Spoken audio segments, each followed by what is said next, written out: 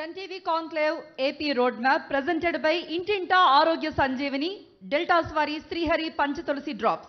Powered by RGR Herbal Hospitals. Build a healthy society. Associate sponsors KL deemed to be University Vijayawada. Radha TMT Rhino 600 Plus. Subhagruha Projects India Private Limited, Andamaina Uhaku, Pondikaina Rupam.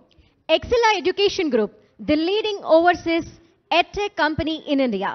Venue partner Hotel Ailapuram, Vijayawada. 10 TV Conclave AP Roadmap లో మనం నాయకులతో మాట్లాడుతున్నాం.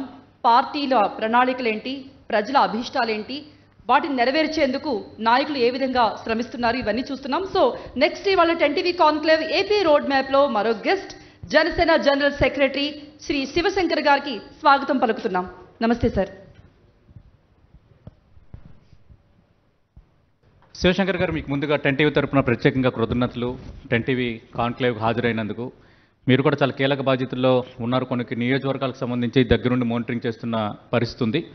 శివశంకర్ గారి కోసం చెప్పాలంటే ఆయన జనసేన ప్రధాన కార్యదర్శిగా ఉన్నారు, PAC మెంబర్గా ఉన్నారు, అధికార ప్రతినిధిగా ఉన్నారు. అంతకు మించి కమర్షియల్ ట్యాక్స్లో అడిషనల్ కమిషనర్ స్థాయి వరకు పనిచేసిన వ్యక్తి. కొందరికి తెలియని విషయం ఏంటంటే అన్ని జిల్లాల్లో IAS అలాగే గ్రూప్ 1, గ్రూప్ 2, గ్రూప్ 3, గ్రూప్ 4 వీటికి స్టడీ సర్కిల్స్ ఏర్పాటు చేసి SC, ST, BC మైనార్టీ విద్యార్థులకి తన సొంత ఖర్చుతో చాలా సంవత్సరాలుగా ఆయన కోచింగ్ కూడా అందించిన నేపథ్యం కూడా ఉంది. అలాగే అంబేద్కర్ వాదిగా కొన్ని వర్గాలు ఆయనకు గుర్తింపు కూడా ఉంది. ఇప్పుడు ప్రస్తుతం జనసేనకు ప్రధాన కార్యదర్శిగా ఉన్నారు. అసలు జనసేన ఎజెండా ఏం కాబోతుంది? నిజంగా చంద్రబాబు నాయుడు ట్రాప్లో పవన్ కళ్యాణ్ పడ్డారా? రాజకీయంగా జనసేన ఏం కోరుకోబోతుంది? కూటమి వస్తే రాజకీయం ఎలా ఉండబోతుంది? ప్రజలకి ఇచ్చే స్పష్టమైన హామీ ఏంటి? ఇవి అన్ని అంశాలను కూడా మనం కాన్క్లేవ్లో మాట్లాడబోతున్నాం. శివశంకర్ గారు, రైట్, మీరు జనసేన పార్టీలో కీలక వ్యక్తిగా ఉన్నారు. ఈసారి ఎలా ఉండబోతోంది? జనసేన, భారతీయ జనతా పార్టీ, తెలుగుదేశం పార్టీ మూడు ఒక కూటమిగా ఏర్పడ్డాయి కాబట్టి కూటమిని ఎందుకు గెలిపించాలంటే ఏం చెప్తారు సార్? సతీష్ గారు, మొదటిగా మీకు 10 TV తీసుకున్న ఈ ప్రోగ్రాం ఏదైతే ఉందో conclave AP road map, my hearty congratulations. Thank you sir. It is the need of the hour. 4th estate ఏ వర్క్ చేయాలో అది మీ ఛానల్ ద్వారా ప్రజలకి వినిపిస్తున్నారు. మీకు చాలా అభినందనలు. మీరు అడిగిన ప్రశ్నకి కూటమి ఎందుకు ఏర్పడింది? 2014లో ఏర్పడడానికి ఒక కారణం ఉంది. అప్పట్లో విభజిత రాష్ట్రం, అనేక సమస్యలు ఈ రాష్ట్రంలో ఉన్నాయి. కాబట్టి బలమైన అనుభవమైన నాయకత్వం ఉండాలనే ఆలోచనతో పవన్ కళ్యాణ్ గారు, మా జనసేన పార్టీ అధ్యక్షులు, ఆ రోజు ఎన్నికల్లో పాల్గొనకుండా బయట నుంచి కూటమికి సపోర్ట్ చేయడం జరిగింది. సరే, తర్వాత అధికారంలోకి వచ్చింది కూటమి. తదనంతర పరిణామాలు 2019లో అధికారాన్ని కోల్పోయాక వైసీపీ రాష్ట్రంలో అధికారం రావడం, ఈ 5 సంవత్సరాల్లో పాలనా వ్యవహారాలు కానీ, తీరు కానీ, పాలకులు చేస్తున్నటువంటి రాజ్యాంగ వ్యతిరేకం కానీ, ప్రజాస్వామ్య వ్యతిరేక పనులు కానీ, వీటన్నిటి దృష్ట్యా ప్రజాస్వామ్యంకే ప్రమాదంలో పడింది. రాజ్యాంగం చిక్కుల్లో పడుతుంది. ఆంధ్రప్రదేశ్లో ఏ రాష్ట్రంలో కూడా లేని విపత్కర పరిస్థితులు ప్రస్తుతం మన రాష్ట్రంలో నెలకొని ఉన్నాయి. కాబట్టి మొదట ప్రజలని రక్షించాలి. ఈ ప్రజాస్వామ్య హక్కులు ఏదైతే బాబాసాహెబ్ అంబేద్కర్ గారు పీఠికలో, రాజ్యాంగ పీఠికలో స్వేచ్ఛ, సమానత్వం, సౌభ్రాతృత్వం ఈ 3 తీసుకొచ్చారో ఆ 3 మంట కలిసిపోయాయి. It is the need of the hour to restore the democracy and constitution. కాబట్టి ఆ దిశగా పవన్ కళ్యాణ్ గారు ఈ కూటమిని ఏర్పాటు చేయడంలో, మాకు తెలుసు పార్టీ చాలా కొద్దిగా నష్టపోయింది, అయినప్పటికీ కూడా తను తగ్గి ప్రజలను మెప్పించాలన్నటువంటి ఉద్దేశంతో ఈ కూటమిని ఏర్పాటు చేయడం. ఈ కూటమి ప్రధాన లక్ష్యం ప్రజాస్వామ్య హక్కులు పునరుద్ధరించడం, రాజ్యాంగాన్ని రక్షించుకోవడం, ప్రజల్ని రక్షించుకోవడం, ఈ రాష్ట్రంలో ధ్వంసమైన అన్ని వ్యవస్థలని పునరుద్ధరించడం. శివశంకర్ గారు, మీరు అంటున్నారు ప్రజల్ని రక్షించాలి అని. అంత వ్యతిరేకత ముఖ్యమంత్రి జగన్ మీద ప్రజలకు ఉందా? దానికి మీ సమాధానం? సంక్షేమ పథకాలే గెలిపిస్తాయన్న చాలా కాన్ఫిడెన్స్ అధికార వైఎస్ఆర్ కాంగ్రెస్ పార్టీలో కనిపిస్తోంది. మీ ఎజెండాకి ప్రజలు మొగ్గు చూపుతారన్న కాన్ఫిడెన్స్ మీలో ఉందా? ఖచ్చితంగా అండి. కూటమిని అధికారం ప్రజలు కోరుకుంటున్నారు. ఎందుకంటే నేను అనేక జిల్లాల్లో గ్రామీణలో పర్యటించిన వ్యక్తిగా నేను చెప్తున్నాను. యాంటీ ఎస్టాబ్లిష్మెంట్ విపరీతంగా ఉంది. ఏ వర్గం కూడా ఈ రాష్ట్ర సమాజంలో ఏ వర్గం కూడా సంతోషంగా లేదు. ఇది ఈ ప్రభుత్వం తాలూకు ప్రత్యేకత. అధికారంలో ఉన్న పార్టీ ఓడిపోయినంత వరకు తెలియదు. ప్రజాస్వామ్యం తాలూకా బ్యూటీ అది. మనం స్వతంత్రం వచ్చిన నుంచి భారతదేశంలో అనేక పార్టీలు చూసాం, ప్రభుత్వాలు చూసాం. ఓడిపోయినంత వరకు వాళ్ళకి తెలియదు ఓడిపోతామని. లేదా మేకపోతు గాంభీర్యం మాట్లాడతారు. ఈ రెండిట్లో ఏదైనా కావచ్చు. ఓడించే ధైర్యం లేకనే కూటమి కట్టారు.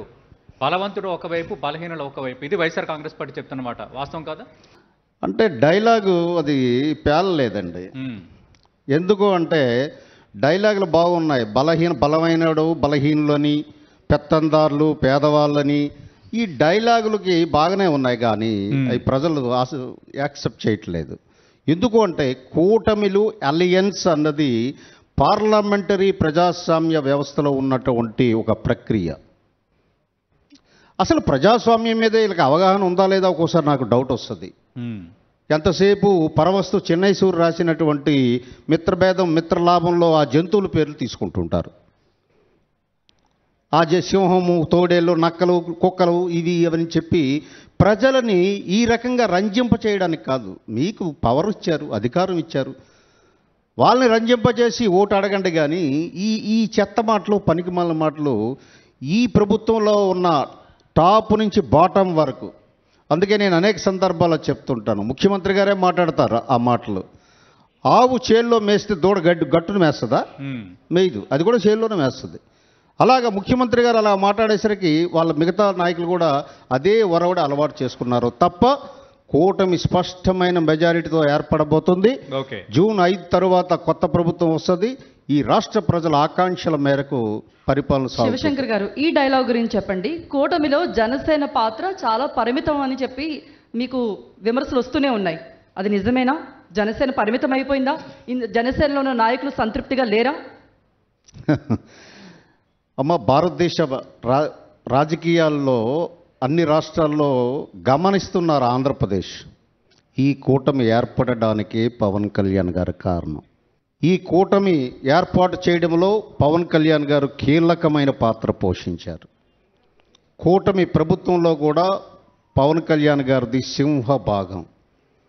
అందులో ఏమాత్రం సందేహం లేదు. మీ ద్వారా ఈ రాష్ట్ర ప్రజలందరికీ తెలియజేస్తారు. శివశంకర్ గారు కూటమిలో కీలక పాత్ర పోషించారంటున్నారు. పవన్ కళ్యాణ్ కూడా చాలా సందర్భాల్లో నేను ఢిల్లీ పెద్దలతో తిట్లు కూడా కాయాల్సి వచ్చిందని ఓపెన్గా మాట్లాడారు. ఆయనది సింహభాగం అంటున్నారు. కానీ సీట్ల కేటాయింపులో మీది సింహభాగం అని ఒప్పుకుంటారా? ఇంత పోరాటాలు చేసి, ఇన్ని ఉద్యమాలు చేసి 21 అసెంబ్లీ సీట్లు, 2 ఎంపీలు దక్కించుకోవడం అనేది సమర్థించుకుంటారా? ఖచ్చితంగా.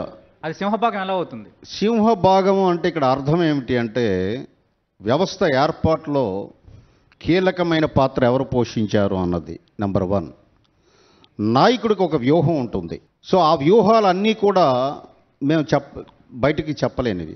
సో ఆ వ్యూహంలో భాగంగా ముందు 24 సీట్లు, తర్వాత 21 సీట్లు కూడా తగ్గించుకోవడంలో మొదట్లో మీరు చెప్పినట్లు కొద్దిగా ఇబ్బంది పడ్డారు మా నాయకులు. కానీ సరే, సీటు రానంత వరకు, పొత్తులో ఉన్నంత వరకు కూడా చాలామంది నాయకులు శ్లాఘించారు పొత్తుని. వాళ్ళకి సొంతంగా సీటు రాకపోయేసరికి వెళ్ళిపోయారు. దట్ ఈజ్ వాళ్ళ వ్యక్తిత్వం. అది వాళ్ళని నేనే విమర్శించాను. అంటే 21 సీట్లు అసెంబ్లీ సీట్లు కేటాయించారు. కొన్ని చోట్ల తెలుగుదేశం పార్టీ నుంచి చేరిన వాళ్ళు, బీజేపీ నుంచి, వైసీపీ నుంచి చేరిన వాళ్ళకి టికెట్లు ఇచ్చారు. అంటే జనసేన కనీసం అభ్యర్థులను కూడా తయారు చేసుకోలేకపోయిందా ఇప్పటికీ? దాని అర్థం అది కాదండి. అది ఏంటంటే అది ప్రభుత్వంలో ఉన్న పెద్దలు మాకు వ్యతిరేక ప్రచారంలో భాగంగా ఆ డైలాగులు మాట్లాడుతున్నారు.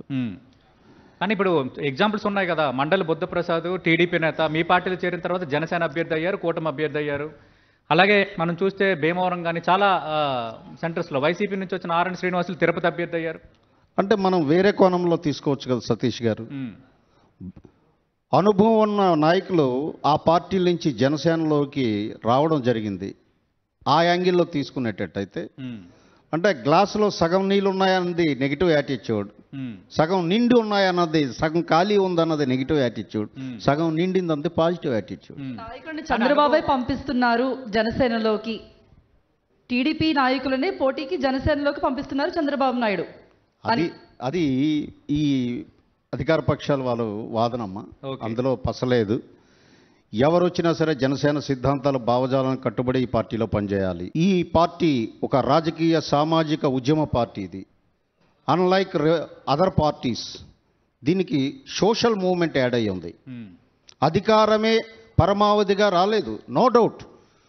Political power is the master key అని అంబేద్కర్ గారు చెప్పారు. మా లక్ష్యం అదే, అంతిమ లక్ష్యం.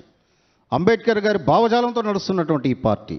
కాబట్టి వీళ్ళేవో ఇలాంటివి చిల్లర విమర్శలు చేస్తారు, దాన్ని మేము పట్టించుకోం. ఎందుకు శివశంకర్ గారు, మీ పార్టీ అధినేత కూడా చాలా సందర్భాల్లో ఒకసారి సీఎం కావాలని ఉందంటారు, ఒకసారి సీఎం కావడం నా లక్ష్యం కాదంటారు. ఎందుకు ఇంత కన్ఫ్యూజన్ పవన్ కళ్యాణ్లో? అంటే యూసి ఏ నాయకుడైనా మాట్లాడేటప్పుడు టార్గెట్ గ్రూప్ మీద ఆధారపడి ఉంటుంది సతీష్ గారు. ఈ పార్టీకి ప్రధాన వనరు యువత మనోభావాలు, అలాగే మేధావులు, విద్యావంతులు అందరి మనోభావాల్ని ఆకలింపు చేసుకుని మాట్లాడేటప్పుడు మనకేంటంటే కన్ఫ్యూజన్ లాగా అనిపిస్తుంది చాలామందికి. సో ఒక్కొక్కరికి కంపార్ట్మెంటలైజేషన్ ఆఫ్ థింకింగ్ని కానీ మనం అడాప్ట్ చేసుకున్నట్లయితే అందులో మీకు ఎక్కడ కన్ఫ్యూజన్ కనిపించదు. అది అవగాహన లేక ఓకే మాట్లాడతారు. ఈ అంటే తక్కువ సీట్లు ఇవ్వటం, కొందరికి పార్టీలో కష్టపడి సీట్లు ఇవ్వకపోవటం చాలా మందిని బాధించిన మాట వాస్తవం కాదా? కళ్ళెదురు కనిపించాయి కదా. అంటే సీట్లు ఇవ్వడమే ప్రామాణికం కాదండి. ఉదాహరణకి ఒక పార్టీలో మనం పనిచేస్తున్నామంటే, నేను ఒక మిషనరీ మూవ్మెంట్లో పనిచేయాలి ఈ పార్టీలో. This is missionary movement party. ఈ భారతదేశంలో రెండే పార్టీలు ఉన్నాయండి నా దృష్టిలో, మిషనరీ మూవ్మెంట్ పార్టీలు. ఒకటి Bahujan Samaj party, next Janasena party. ఇందులో పనిచేసే వాళ్ళకి సీట్లతో సంబంధం లేదండి. ఓకే, నాకు సీట్ రాలేదే. నేను అదే అంటున్నా, అంటే జనసేన పార్టీలో కష్టపడుతూ ఉండాలి, ఏం ఆశించకూడదు.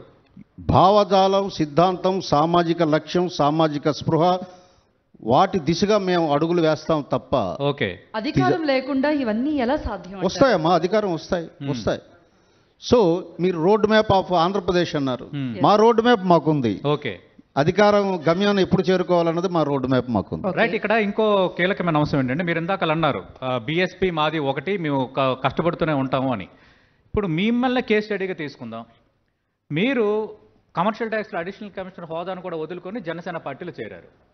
పెందుర్తి నియోజకవర్గం సంబంధించి 2 ఆఫీసులు పెట్టుకుని రాత్రిపగలు కష్టపడ్డారు. కానీ ఫైనల్గా వైఎస్ఆర్ కాంగ్రెస్ పార్టీ నుంచి వచ్చిన పంచకర్ల రమేష్కు టికెట్ కేటాయించారు. ఇదే విజయవాడలో పోతిని మహేష్ ఎపిసోడ్ మనం క్లియర్ కట్గా చూసాం. అంటే ఇవి ఏం ఇండికేషన్? అంటే పార్టీలో కష్టపడిన వారికి టికెట్లు ఉండవు, వచ్చే వాళ్ళకే టికెట్లు ఉంటాయని చెప్పకనే చెప్తున్నారా? ఇదేనా నయ్యా రాజకీయం పవన్ కళ్యాణ్ది? చాలా మంచి ప్రశ్న అడిగారు సతీష్ గారు. ఎందుకంటే ఈ ప్రశ్న ద్వారా సమాధానం ఆంధ్రప్రదేశ్ ప్రజలకు అందరికీ తెలియాలి. చెప్పండి. నన్ను ఎగ్జాంపుల్గా తీసుకున్నారు, పోతున్న మహేష్ని ఎగ్జాంపుల్గా తీసుకున్నారు. పొత్తు అనౌన్స్ అయ్యాక ఆయన ఏం వ్యతిరేకించలేదు పోతున్న మహేష్. తనకు సీటు రాకపోయేసరికి పార్టీ మరి ఏ కారణాల వల్ల కానీ విపరీతమైన విమర్శలు జాడికి వెళ్ళాడు. యాక్చువల్గా ఒక బీసీ కులం నుంచి వచ్చినటువంటి నాయకుడు, బీసీ ఉద్యమాల నుంచి వచ్చినటువంటి నాయకుడు అని చెప్పి పవన్ కళ్యాణ్ గారు చాలా ఆయనకి పీఠం వేశారు, పెద్దపీట వేశారు. ఎందుకంటే అర్బన్ జిల్లా అధ్యక్షుని చేశారు, అధికార ప్రతినిధిని చేశారు, ఒక నియోజకవర్గం ఇన్ఛార్జి చేశారు. ఇంతకంటే ప్రాధాన్యత అతనికి ఇప్పుడే కాదు, ఎప్పుడు ఏ పార్టీలో కూడా దొరకదు. నేను ఏ రోజు కూడా ఈ పార్టీకి వ్యతిరేకంగా ఒక్క చిన్న శబ్దం కూడా నేను చేయలేదు. Integrity, loyalty very important in the party, లీడర్స్కి కానీ క్యాడర్కి కానీ. అది ఈరోజు ఈ రాష్ట్రంలో రాజకీయాలు ఎంత దిగజారిపోయాయి అంటే, ఆ పార్టీలో సీట్ రాదంటే వాడికి వెరేస్తారు, వానపామును కట్టి చేపలు ఆటాడేటట్టు ఎరేస్తారు, వేసి అక్కడ తీసుకెళ్ళి ఒక ప్యాకేజ్ ఇస్తారు, అర్పిస్తుంటారు. ఓకే, ఇవి అన్ని పార్టీలు ఆచరిస్తున్నాయి ఎక్సెప్ట్ జనసేన. అంటే 5 ఏళ్ళు పార్టీ జెండా మోసి పోలీస్ కేసులు పడి చివరిలో టికెట్ ఆశించడం తప్ప ఎవరో ఒకరు వచ్చి వాళ్ళ కోసం పనిచేయమంటే అది కరెక్ట్ రాజకీయ విధానమేనా శివశంకర్ గారు? ఇప్పుడు ఒకసారి పార్టీ అధిష్టానం తీసుకున్న నిర్ణయం అన్ని ఆలోచించే తీసుకుంటుంది. పోలీస్ కేసులు అంటే నాకంటే కేసులు ఉన్నాయి ఎవరికి? 307 రోజా మర్డర్ కేసులో ఎగ్జిక్యూటివ్ 1గా నన్ను పోలీస్ కేసు పెట్టారు. అలాగే జస్టిస్ ఈశ్వరయ్య గారు మీకు పరువు నష్టం దావా 18 కోట్లకి సూట్ ఫైల్ చేశారు సిటీ సివిల్ కోర్ట్ సికింద్రాబాద్లో.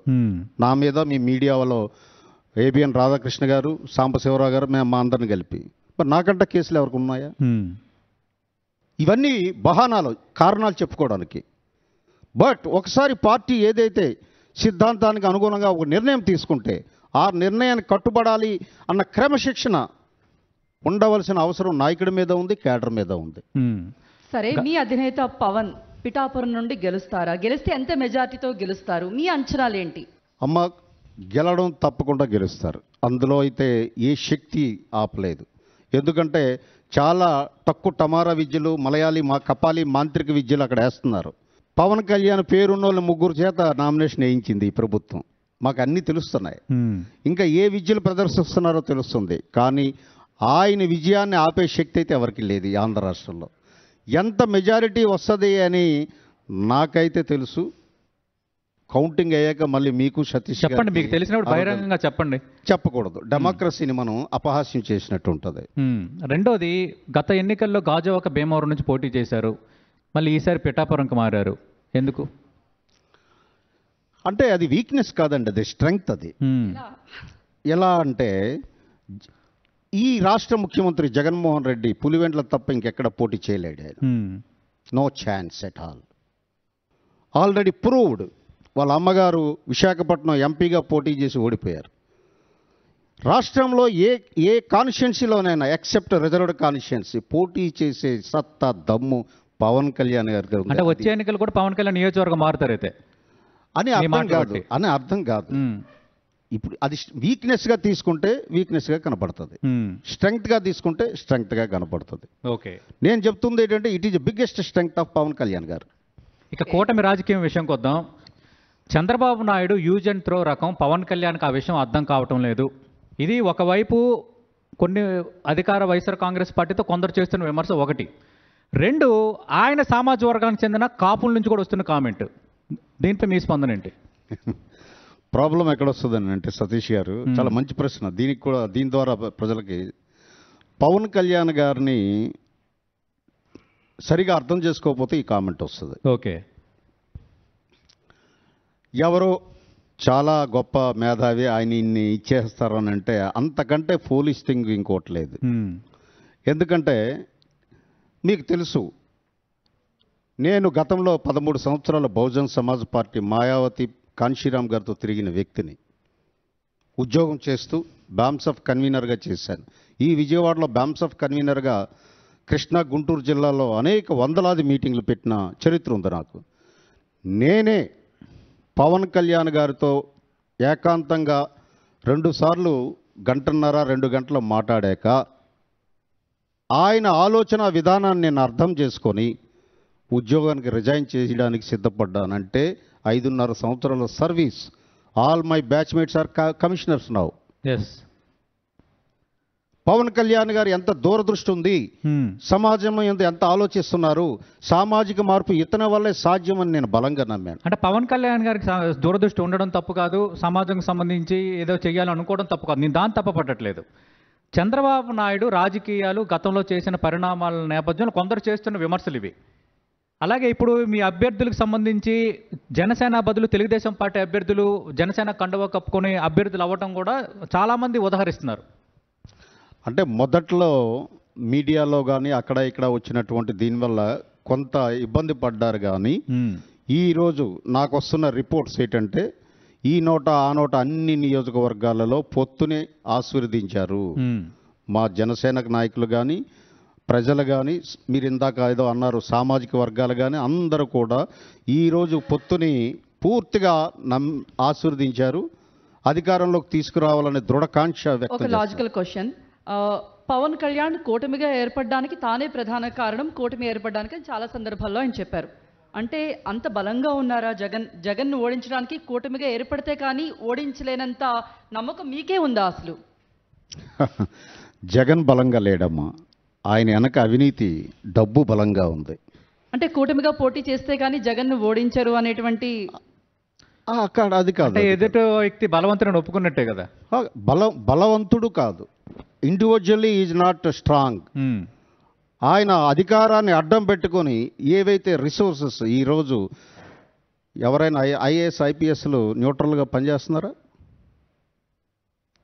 ఈరోజు ఎప్పుడూ భారతదేశ ప్రజాస్వామ్యంలో ఆంధ్రప్రదేశ్లో నా ఊహ తెలిసి నుంచి డబ్బు ఇంత రోల్ ప్లే చేస్తుందా, అరాచకం ఇంత రాజ్యం వెళ్తుందా ఎలక్షన్లో? ఇక్కడ చాలామంది మేధావులు పెద్దలు ఉన్నారు. ఈ ఎలక్షన్స్ 2024 ఎలక్షన్స్ టోటల్ డిఫరెంట్ కనోటేషన్లు అవుతుంది. సో అందువల్ల ఈ కూటమిగా ఏర్పడి ఈ ప్రజలను రక్షించాలి. ఫస్ట్ ధ్వంసం అయిపోతుంది. ల్యాండ్ టైటిలింగ్ యాక్ట్ తెచ్చారు. ల్యాండ్ టైటిలింగ్ యాక్ట్ ఎంత చెడ్డ యాక్ట్ అనేది తెలిసి కూడా ఓకే, ఆయన ఎందుకు ముందుకెళ్తున్నాడు? ఇలా ఇంటెన్షన్స్ చాలా ఉన్నాయి. అంటే ఇక్కడ కొన్ని అంశాలు కూడా తెర ముందుకు వస్తున్నాయి శివశంకర్ గారు. ఇప్పుడు అభివృద్ధి పథకాలు, సంక్షేమం అనేది వైఎస్ఆర్ కాంగ్రెస్ పార్టీ చెప్తోంది. మీరు చెప్పాల్సింది మీరు చెప్తున్నారు, మీ మేనిఫెస్టో త్వరలో రాబోతుంది. అంటే ఒకప్పుడు ఈ అమ్మ ఒడి ఇలాంటి పథకాలన్నీ బటన్ నొక్కుడు, డబ్బులు ఇవ్వడు, ఆంధ్రప్రదేశ్ని శ్రీలంక చేసేస్తున్నారు అని కామెంట్ చేసిన జనసేన, టీడీపీ పార్టీలే ఇప్పుడు సూపర్ 6 అని అదే తరహా పథకాలు పెట్టడం ఎలా అర్థం చేసుకోవాలి? అంటే జగన్మోహన్ రెడ్డి చేస్తున్న పథకాలు మంచి పథకాలను ఒప్పుకున్నట్టేనా? ఒకటండి, జగన్మోహన్ రెడ్డి గారు కనిపెట్టలేదు ఈ పథకాలు. సతీష్ గారు సంక్షేమం ఎవరు అన్నది కనిపెట్టినా కూడా ఆయన హయాంలో అమలవుతున్న పథకాలపై కదా మీరు చేసిన విమర్శ. శ్రీలంకలా మారిపోతుంది, పప్పు బెల్లాల్లో పనిచేస్తున్నారని విమర్శ. అంటే నేను అన్నిటికీ మీకు సవివరంగా చెప్పండి చెప్తాను. సంక్షేమము అన్నది ఆర్టికల్ 38 నుంచి 48 వరకు కూడా బాబాసాహెబ్ అంబేద్కర్ గారు పెట్టారు. ఏ ప్రభుత్వం వచ్చినా రాష్ట్ర ప్రభుత్వాలు సంక్షేమ పథకాలు చేయాలి. బిలో పావర్టీ లైన్ ఉన్న వాళ్ళని సోషల్ అండ్ ఎకనామిక్ ఎంపవర్మెంట్ చేయాలి. That is constitutional obligation. అమ్మ ఒడే మీరు ఇప్పుడు మెన్షన్ చేశారు. గతంలో వైఎస్ రాజశేఖర రెడ్డి గారు ఫీజు రీఎంబర్స్మెంట్ పెట్టారు కదా. తర్వాత చంద్రబాబు నాయుడు గారు ప్రభుత్వం తెలుగుదేశం కంటిన్యూ చేసింది కదా. దానికి దీనికి తేడా ఏంటి అంటే ప్రతి పథకానికి కూడా తనదైన శైలిలో పేరు పెట్టి జగన్మోహన్ రెడ్డి మాత్రమే చేస్తున్నాడు అని ఒక ప్రచారాన్ని ఇచ్చుకొని తద్వారా లబ్ధి పొందాలన్నటువంటి కుట్రకి తెరదీసినటువంటి వ్యక్తి జగన్మోహన్ రెడ్డి, వైసీపీ పార్టీ. కానీ మీరు విమర్శ చేసింది, దాన్ని విమర్శించాం. మీరు విమర్శ చేసింది జగన్మోహన్ రెడ్డి పథకాల మీదే కదా. పథకాల మీద కాదు, అతని ఆలోచన విధానం మీద. పథకాలు నేను ఇంకొకసారి కూడా అంటున్నాను, ఎవరు వచ్చినా చేయవలసిందే, ఏ ప్రభుత్వం వచ్చినా చేయవలసిందే, రాజ్యాంగ బాధ్యత అది. ఓకే, శివశంకర్ గారు చాలా కీలకమైన అంశం. పవన్ కళ్యాణ్ బయటికి అన్ని మతాలు, అన్ని జాతులు నావే అన్న, ప్రధానంగా పవన్ కళ్యాణ్ జనసేన ఆశలు పెట్టుకున్న ఓటు బ్యాంక్ మీరు అవునన్న కాదన్న కాపు సామాజిక వర్గం. ఈసారి కాపు సామాజిక వర్గం ఓట్లు గంప గుర్తుగా మీకు వస్తాయా? గ్యారంటీ ఉందా? పవన్ కళ్యాణ్ టీడీపీతో కలవటాన్ని కొందరు కాపు సామాజిక వర్గం కూడా డిఫర్ అవుతున్నారు కదా. ఇది కూడా ఒక కుట్ర సతీష్ గారు. ఎందుకంటే పవన్ కళ్యాణ్ గారిని ఒక కుల నాయకుడిగా చూపించడానికి కుట్ర పన్నుతుంది. ఆయన కుల నాయకుడు కాదు. ఓకే, మా జనసేన పార్టీ సిద్ధాంతంలో మొట్టమొదటి సిద్ధాంతం కులాలని కలిపే ఆలోచన విధానం. చాలామంది అన్నారు, డిబేట్లో కూడా నన్ను అడిగేవారు, కులాలను కలపడం అంటే కలిపేస్తాడా పవన్ కళ్యాణ్ అని అనేవారు. బాబు, అది అంబేద్కర్ గారి ఆలోచన విధానం. 341 ఆర్టికల్ని చదవండి. కులాలని కలిసి సౌభ్రాతృత్వం ఉంటే తప్ప భారతదేశం అభివృద్ధి చెందదు. కాబట్టి కులాలను కలిపే ఆలోచన విధానం ఉండాలి అని ఆయన ఆ సూత్రానికి అనుగుణంగా జనసేన పార్టీలో మొట్టమొదటి సిద్ధాంతాన్ని పెట్టడం జరిగింది. అంటే జనసేన కాపు ఓట్లు అవసరం లేదు అని దాని అర్థం అది కాదు. అంటే ఇదే ఈ ప్రతిపక్ష వాళ్ళు కానీ మాకంటే వ్యతిరేక వర్గాలు చేస్తున్న కుట్రల్లో ఆరోపణలు మీకు ప్రశ్నల రూపంలో అడుగుతుంది అది. ఎందుకంటే వాళ్ళకి సమాధానం ఇవ్వడానికి మీరు ఈ ప్రశ్న అడిగారు. నేను ఐ కెన్ అండర్స్టాండ్. అందరూ కావాలి, అన్ని కులాలు సౌభ్రాతృత్వంతో ఉండాలి, అభివృద్ధి చెందాలి అన్నది పవన్ కళ్యాణ్ గారి ఆలోచన విధానం. ఈరోజు పిఠాపురంలో మీరు తీసుకున్నట్టయితే అక్కడ మత్స్యకారులు విపరీతం స్వాగతం పలికారు. ముస్లిమ్స్ చాలామంది చెప్తుంటారు కూటమిలో బీజేపీ ఉంది కదా అని చెప్పి ఈ మాటలు మాట్లాడతారు. మీరు వెళ్ళి చూడండి, మీ రిపోర్టర్ని అక్కడ అడగండి. పిఠాపురంలో ముస్లిమ్స్ అందరూ కూడా పవన్ కళ్యాణ్ గారికి స్వాగతం పలికి చాలా ఆదరణ ఇస్తున్నారు. శివశంకర్ గారు వాలంటీర్ వ్యవస్థని తప్పుబట్టారు. వైఎస్ఆర్సీపీ వాలంటీర్ వ్యవస్థని ముందు నుండి తప్పుబట్టారు. హ్యూమన్ ట్రాఫికింగ్ జరుగుతున్నట్టు మీ అధినేత కూడా చాలా సందర్భాల్లో చెప్పారు. ఇప్పుడు చంద్రబాబు నాయుడు వాళ్ళకే ఒక సపోర్ట్ చేస్తూ వాలంటీర్ వ్యవస్థను రద్దు చేయమని చెప్పారు. ఏ సందర్భంలో వ్యతిరేకించలేదు పవన్ కళ్యాణ్. అదే ఇందాక నేను అడిగిన ప్రశ్నకు అనుబంధం ఇది. ఎందుకంటే ఒకప్పుడు వాలంటీర్ వ్యవస్థను తప్పుపెట్టారు, పథకాలను తప్పుపెట్టారు. మళ్ళీ మేము వస్తే వాలంటీర్ వ్యవస్థ ఉంటుంది, వాళ్ళకి 10,000 ఇస్తామంటే ఇది 2-4 ధోరణి కదా. దాన్ని అంటే వైఎస్ జగన్మోహన్ రెడ్డి చేసిన పథకాలు కరెక్ట్ అని ఒప్పుకున్నట్టు కదా. చెప్తానండి. చాలా beautiful question. I have to answer. ఇక్కడ మీరు ప్రశ్నలో వాలంటీర్ వ్యవస్థను వ్యతిరేకించారు అన్నది కరెక్ట్ కాదు. వ్యవస్థను ఎప్పుడు వ్యతిరేకించలేదు. దయచేసి వాలంటీర్లో కొంతమంది వ్యక్తులు చేస్తున్న దురాగతాలని ప్రశ్నించారు. నంబర్ 1 నేను కూడా ప్రశ్నించాను, అది కూడా చెప్తాను. వాలంటీర్గా ఉద్యోగాని కోసం 18 సంవత్సరాల నుంచి 30 సంవత్సరాల వయసు, డిగ్రీ పెట్టారు. నేను ప్రశ్నించింది ఏమిటి అని అంటే, వాళ్ళు జీవితాంతం వాలంటీర్గా పనిచేయాలా, వాళ్ళకి గ్రూప్ 1లు 2Aలు 3లు ఆఫీసర్లు అయ్యే ఇది లేకుండా చేసేస్తున్నారు, ఇది కరెక్ట్ కాదు అని చెప్పాను. వ్యవస్థను మేము ఏ రోజు తప్పు పట్టలేదు.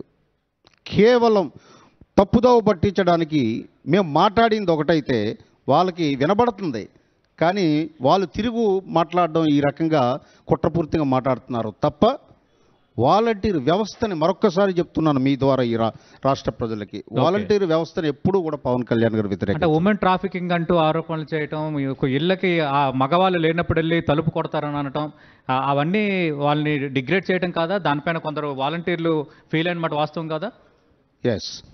ఇక్కడ మనం ఏంటంటే వాలంటీర్ని అపాయింట్ చేసేటప్పుడు ఏం చెప్పింది ఈ ప్రభుత్వం, అవ్వా తాతలకి ఫస్ట్ అవగానే వాళ్ళు పెన్షన్ ఇవ్వడానికని ఉన్నారు, అంతే కదండి.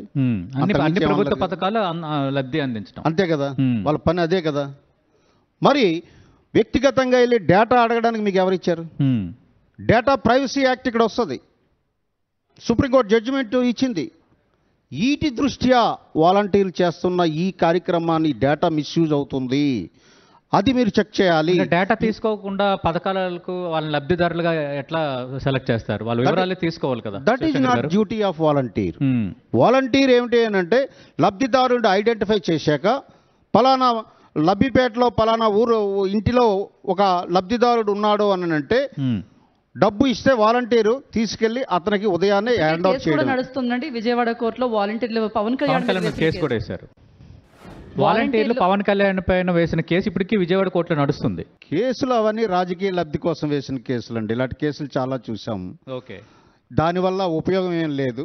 తాత్కాలికంగా ఏదో వాళ్ళు లబ్ధి పొందాలన్నటువంటి కుట్రపూరితంతో తప్ప. ఓకే, శివశంకర్ గారు, త్వరలో మీరు మేనిఫెస్టో ప్రకటించబోతామంటున్నారు. మేనిఫెస్టో కూటమి మేనిఫెస్టోనా, ఇండివిజువల్ మేనిఫెస్టోనా? యాక్చువల్ కూటమి మేనిఫెస్టో రాబోతుందండి. ఉంటుంది అందులో అన్ని రంగాలు కవర్ అయ్యి వస్తాయి. ఎందుకంటే ఈ మాట నేను ఈ ప్రశ్న అడగడానికి కారణం ఏంటంటే, బీజేపీ రాష్ట్ర అధ్యక్షురాలు పురంధరేశ్వరి కూటమి ప్రకటించే మేనిఫెస్టోలో మేము ప్రకటించేది ఏమీ ఉండదు, ఆల్రెడీ భారతీయ జనతా పార్టీ ఢిల్లీలో కేంద్ర పార్టీ ప్రకటించిన మేనిఫెస్టో అన్నారు. మరి అలాంటప్పుడు ఇది కూటమి మేనిఫెస్టో ఎలా అవుతుంది? మీరు టీడీపీ కలిసి మేనిఫెస్టో ప్రకటిస్తే మరి భారతీయ జనతా పార్టీ అదే మేనిఫెస్టో ఈ మేనిఫెస్టో అంటే how it could be possible? దాని అర్థం అది కాదు సతీష్ గారు. శ్రీమతి పురంధేశ్వరి గారు ఏం మాట్లాడారో నేనైతే వినలేదు, మీరు చెప్పిన దాన్ని బట్టి నాకు అర్థం. కేంద్ర ప్రభుత్వ పార్లమెంటరీ బోర్డు ఇప్పుడు సీట్ల విషయంలో కూడా మాదేం లేదండి, అంతా వాళ్ళే డిసైడ్ చేస్తారని అన్నారు అని అంటే వాళ్ళ స్ట్రక్చర్ గురించి ఆమె మాట్లాడారు తప్ప అంత మాత్రాన వాళ్ళ మేనిఫెస్టో పాయింట్లు ఇందులో ఉండవని కాదు దాని అర్థం. ఖచ్చితంగా బీజేపీ, జనసేన, తెలుగుదేశం ఉమ్మడిగా మేనిఫెస్టో అనౌన్స్ చేస్తుంది. ఉమ్మడిగా నిన్ననే సాయంకాలం ఈ ప్రభుత్వం మీద ఛార్జ్ షీట్ ఫైల్ చేశాం. ఈ ప్రభుత్వం చేసిన అరాచకాల మీద ఛార్జ్ షీట్ ఫైల్ చేశాం. దానికి సమాధానం చెప్పాలి ఈ ప్రభుత్వం. వాళ్ళ మేనిఫెస్టో అనౌన్స్ చేసే ముందు వాటికి సమాధానం చెప్పి మేనిఫెస్టో అంటే అధికార పార్టీ మేనిఫెస్టో కోసం ఎదురు చూస్తున్నారు. వాళ్ళు ఏం చెప్తే దానికి తగ్గట్టుగా మన మేనిఫెస్టో రిలీజ్ చేయాలని అనుకుంటున్నారు అనేది ఒక వినిపిస్తున్న ఒక టాక్. అలాగేం లేదండి, ఎవరి ప్రయాణం వాళ్ళది. ఒక రకంగా ఆ రకంగా అనుకోవచ్చు. ఓకే, కామెంట్ చేసుకోవచ్చు, ఇంటర్ప్రిటేషన్ ఓకే చేసుకోవచ్చు. కానీ శివశంకర్ గారు, కూటమి గెలుస్తుందని చాలా ధీమాగా ఉన్నారు. అయితే మీ సంక్షేమ మంత్రం ఏంటి? అంటే మీరు దేంతో వెళ్ళబోతున్నారు? అంటే ఎలా గెలుస్తుందని ధీమాగా ఉన్నారు, ప్రజలకు ఏం చేయబోతున్నారు? ఫస్ట్ ఆర్థిక అభివృద్ధి కుంటుపడిపోయింది. అగ్రికల్చర్ పాలసీని వీళ్ళు అనౌన్స్ చేశారు 2020-21 నుంచి, ఏది ఈ రోజుకి ఇంప్లిమెంట్ చేయలేదు. ఇండస్ట్రియల్ పాలసీ అనౌన్స్ చేశారు. నేను విమర్శలకి మాట్లాడట్లా, వాస్తవాలు చెప్తున్నాను, పాలసీ బేస్డ్గా మాట్లాడుతున్నాను. ఇండస్ట్రియల్ పాలసీలో ఎంఎస్ఎంఈ పార్కులు ఎస్టాబ్లిష్ చేస్తాము ప్రతి జిల్లాలో ఉన్నారు. నేను అడుగుతున్నాను మీ ద్వారా, ఎన్ని పార్కులు ఎస్టాబ్లిష్ చేశారు చెప్పండి. అలాగే ఎంఎస్ఎంఈలకి ఎస్జిఎస్టీ రీఎంబర్స్మెంట్ 5 సంవత్సరాల వరకు ఇచ్చి పారిశ్రామిక రంగాన్ని అభివృద్ధి చేస్తామన్నారు. ఇచ్చారా? దాని గురించి మాట్లాడండి. Skill development centres 30 పెడతామన్నారు. ఎన్ని పెట్టారు? దాని గురించి మాట్లాడండి. స్కిల్ డెవలప్మెంట్ యూనివర్సిటీలు 2 పెడతామన్నారు. పెట్టారా? ఏం మాట్లాడుతున్నారు? ఎంతసేపు 130 బటన్లు ఎంత ఇచ్చాను అని అంటే తప్ప. అలాగే రైట్ టు ఎడ్యుకేషన్ యాక్ట్ 2002లో రాజ్యాంగ సవరణ జరిగిందమ్మా. రాజ్యాంగ సవరణ జరిగి రైట్ టు ఎడ్యుకేషన్ యాక్ట్ 2010 తీసుకొచ్చింది కేంద్ర ప్రభుత్వం. Right to education fundamental right of the people. అంటే రాష్ట్ర ప్రజల వినియోగ శక్తి పెరిగింది, తలసరి ఆదాయం పెరిగింది, జిఎస్డిపి పెరిగింది, ఈజ్ ఆఫ్ డూయింగ్ లో మొదటి స్థానంలో ఉన్నాం. ఇది అధికార పార్టీ కేంద్రం ఇచ్చిన పారామీటర్స్ తో సహా చెప్తోంది. ఇప్పుడు సతీష్ గారు స్టాటిస్టిక్స్ గురించి, నేను బ్యూరోక్రసీ నుంచి వచ్చిన వాడిని. తప్ప అవి స్టాటిస్టిక్స్, కేంద్రం ఇచ్చే స్టాటిస్టిక్స్ తప్ప? స్టాటిస్టిక్స్ ప్రకారం దీన్ని నేను యాక్సెప్ట్ చేయను. రియాలిటీలోకి మనం గ్రామాల్లోకి వెళ్ళి తీసుకోండి, మీరు ఒక శాంప్లింగ్ తీయండి. మరి మీరు కూటమిలో ఉన్న భారతీయ జనతా పార్టీ కూడా ఇవే స్టాటిస్టిక్స్ చెప్తుంది కదా.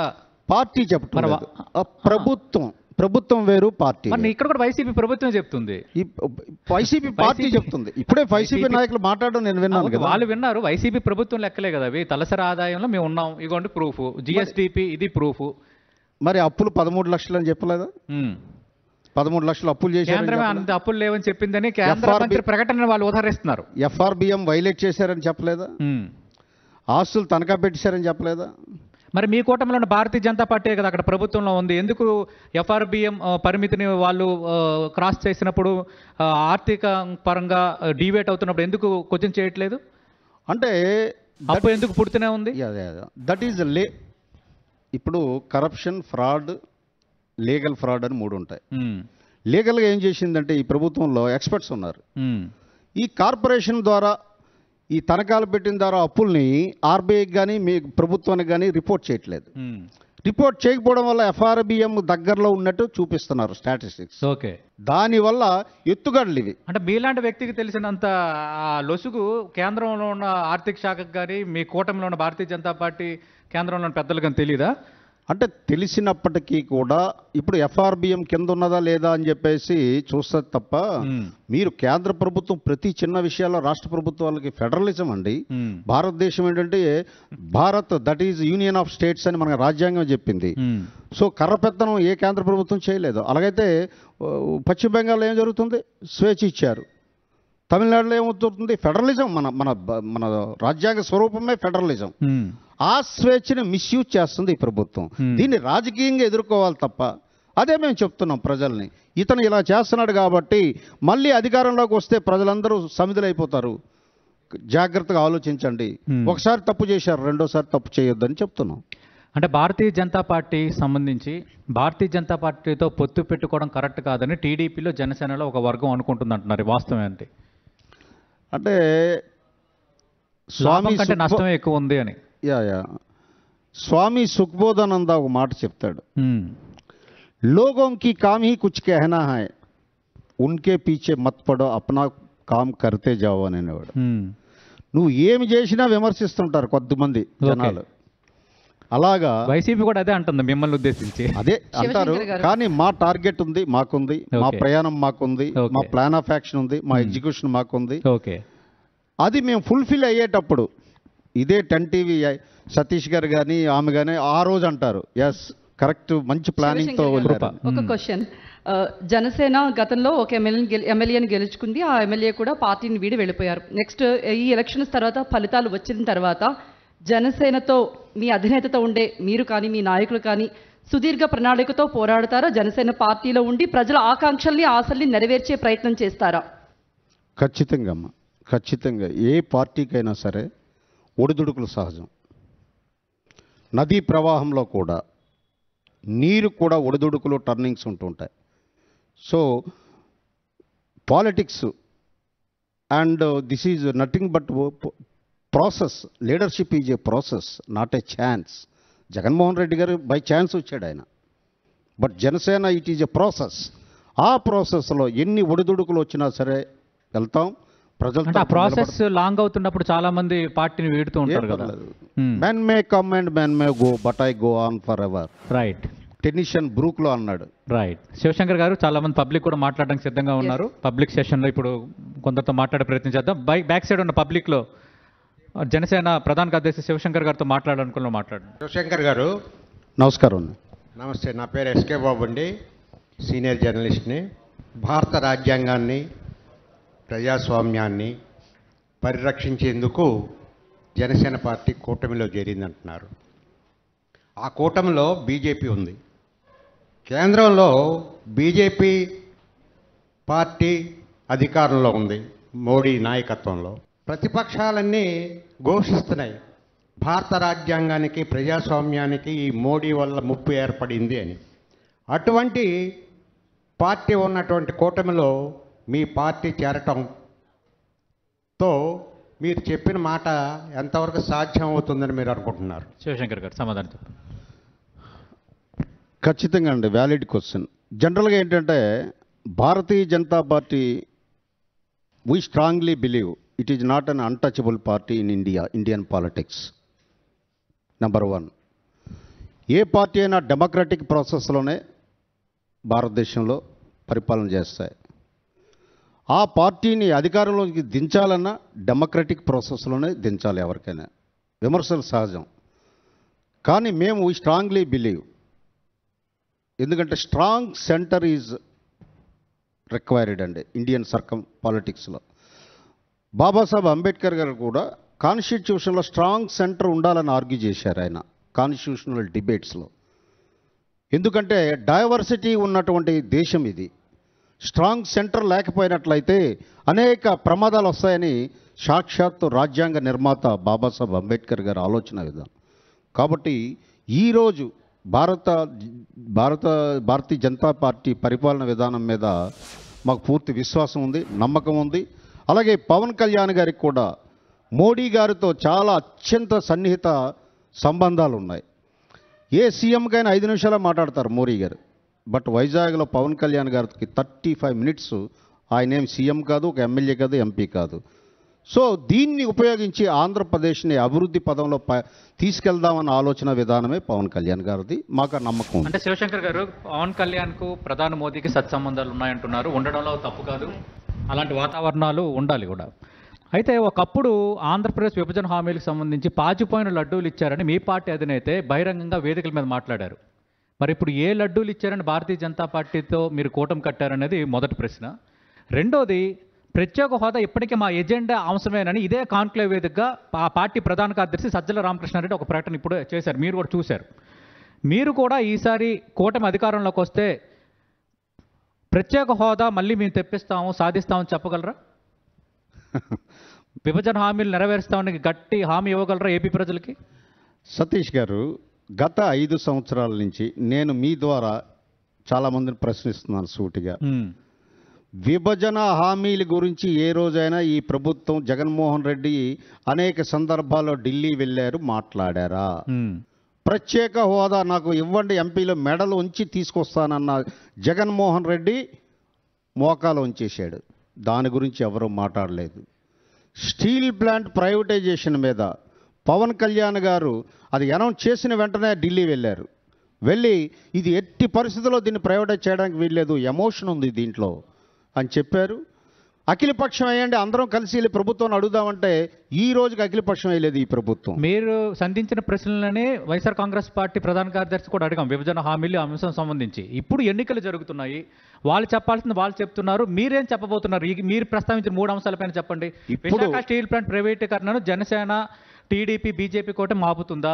ప్రత్యేక హోదా కాదు, ప్రత్యేక ప్యాకేజీ ముద్దను చంద్రబాబు ఇప్పటికే ప్రకటించారన్న అంశం ఉన్న నేపథ్యంలో తిరిగి ప్రత్యేక హోదా తెస్తామని ఘంటాపదంగా చెప్పగలరా? భారతీయ జనతా పార్టీ కూడా మీ కూటమిలో ఉంది కాబట్టి నెక్స్ట్ ఎన్డీఏ అధికారంలోకి వస్తే విభజన హామీలన్నీ 1, 2, 3, 4, 5, 6 అని మేము అమలుపరుస్తామని స్పష్టంగా కాన్క్లేవ్ వేదికగా హామీ ఇవ్వగలరా? దానికి ఒకటి యాడ్, రాజధాని కల నెరవేరుతుందా? ఇప్పుడు సజ్జల్లాగా నేను అబద్ధాలు ఆడలేను. ఆయన పెద్ద ఆయన senior journalist, turned in to the politician. ఇప్పుడు ఎన్నికలు వచ్చాయి కాబట్టి మీ కాన్క్లేవ్ సాక్షిగా మళ్ళీ అబద్ధాలకు తెరదీశాడు. ఏం చెప్పారండి మీరు? ముందు అమరావతి క్యాపిటల్ అని చెప్పి 3 క్యాపిటల్ ముక్కలాట ఆడారు. క్యాపిటల్ లేని రాష్ట్రంగా చేసి పాడేశారు ఈ రాష్ట్రాన్ని. ఒక capital taluka regional planning and development, దాంట్లో క్యాపిటల్ తాలూకా రోల్ ఏంటో తెలియదు ఈ ప్రభుత్వానికి. ఇప్పుడు మళ్ళీ అగైన్ ఈ రెటారిక్ డైలాగ్స్ ఏవైతే వాడుతున్నారో వైసీపీ నాయకులు, మేము దాన్ని యాక్సెప్ట్ చేయము. అంటే ఖచ్చితంగా మీ కూటమి వైసీపీ మీ కూటమి రోజు ఇవి మాట్లాడుకుంటున్నారు, ఆరోపణలు ప్రత్యారోపణలు. ఇప్పుడు ఎన్నికలు జరుగుతున్నాయి, నేను 3 అంశాలు అడిగాను. ఈ విషయంలో మీరు స్పష్టత ఇవ్వండి మీ కూటమి తరపున. మేము చేసి చూపిస్తాం. ప్రత్యేక హోదా వాళ్ళు మాట్లాడారు, ఫెయిల్ అయ్యారు. రేపు ఖచ్చితంగా అధికారంలోకి మేము వస్తున్నాం. వచ్చాక ఈ ఆంధ్ర రాష్ట్రాన్ని ఎలాగ డెవలప్ చేయబోతున్నామో మీరు చూస్తారు. ఓకే. తినబోతూ రుచి అడగడం కూడా కరెక్ట్ కాదు. రైట్. శివశంకర్ గారు, నేను చందు జనార్దన్, మాట్లాడండి. APW general secretary. మీరు ఇందాక సతీష్ గారు మాట్లాడేటప్పుడు పవన్ కళ్యాణ్ గారికి సామాజికంగా అంటే ఒక కులం కోసం పెట్టిన పార్టీ కాదు అనే స్పష్టత ఇచ్చారు, ధన్యవాదాలు. అయితే కాపు కుటుంబ సభ్యుడైన పవన్ కళ్యాణ్ గారి వెనక కులం అనేది పయనిస్తూ ఉంది, ఎన్నో ఆశలు పెట్టుకుంది. రేషియో ప్రకారం కూటమి ద్వారా 43 సీట్లు రావాల్సిన చోట అన్యాయం జరిగింది. కూటమి పక్షాన కాపు కుటుంబ పెద్ద అయిన పవన్ కళ్యాణ్ గారు సామాజికంగా బాధ్యత తీసుకోవాల్సిన అవసరం ఉండి కాపులకు న్యాయం చేస్తారు మాకు అనే ఆలోచనలో ఉన్నది సామాజిక వర్గం. దాని మీద మీరేమంటారు? అంటే నేనంటానండి, చందు జనార్దన్ గారు, కాపు సామాజిక వర్గం మొదట తన థాట్ ప్రాసెస్ పెంచుకోవాలి. ఇది నేను మాట్లాడింది ఎవరికైనా హర్ట్ అయ్యేటట్టయితే దానికి నేను సిద్ధంగా ఉన్నాను. జగ్గంపేట మీటింగ్లో గతంలో వైఎస్ జగన్మోహన్ రెడ్డి కాపులకి నేను ఏ రిజర్వేషన్ ఇవ్వననేటప్పుడు కాపు సామాజిక వర్గం ర్యాలీ అయిందా లేదా? వాస్తవమా కాదా? రెండవది, మీరు కాపు పెద్దగా పవన్ కళ్యాణ్ అన్నారు, దానికి నాకు అభ్యంతరం ఉంది. ఆయన అన్ని కులాలు అన్ని సామాజిక వర్గాలు పెద్ద, ఆయన కాపు పెద్ద. నేను అన్నగారు కాపు కుటుంబ సభ్యుడు అన్న. క్యాస్ట్ అన్నది ఎవరిని వదలదండి, అంబేద్కర్ గారు చెప్పారు. Okay, caste is a ghost, it won't leave you till you reach the funeral అన్నాడు ఆయన. శ్మశానంకి వెళ్ళా నిన్ను క్యాస్ట్ వదలదన్నాడు. I agree with that, but he's not a casteist. Right. అన్ని సామాజిక వర్గాలు అభివృద్ధి, ఓకే, అదే ఆయన లక్ష్యం. రైట్. థ్యాంక్ యూ శివశంకర్ గారు. చాలా క్రూషియల్ టైంలో మీరు వచ్చి మీ యొక్క అభిప్రాయాలు తెలియజేసుకున్నారు. అలాగే మీ కూటమి ప్లాన్స్ ఏంటి, విభజన హామీలపై మీ స్టాండ్ ఏంటి అనేది కూడా పబ్లిక్కి ఓపెన్గా తెలియజేశారు. స్పెషల్ థ్యాంక్స్ సార్ మీకు. Thank you. థ్యాంక్ యూ అండి.